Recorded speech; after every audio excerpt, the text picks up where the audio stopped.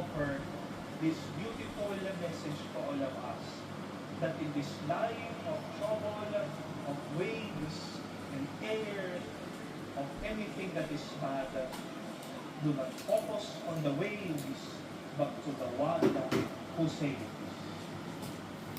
Do not focus on the waves, but to the one who saves.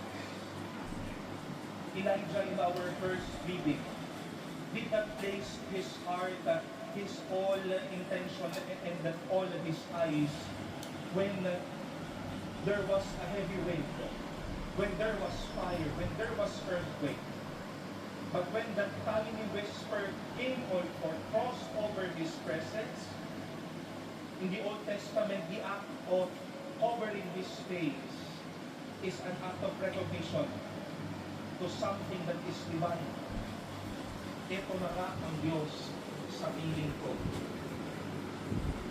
Not to those things that are gruesome and troublesome, but he made his focus, his attention bright and clear to that tiny whisper that crossed over his presence.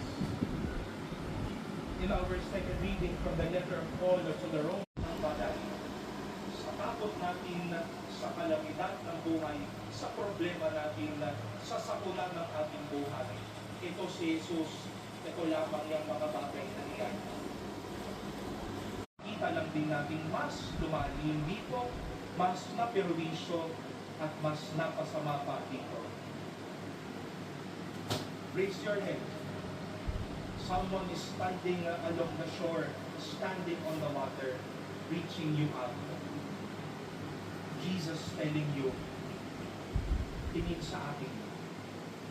Baka hindi ka na tumitingin sa akin, kaya natatalo ka na.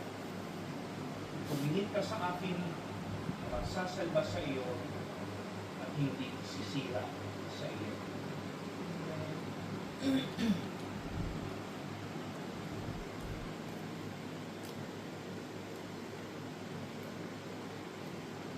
Please stand. We now profess our faith.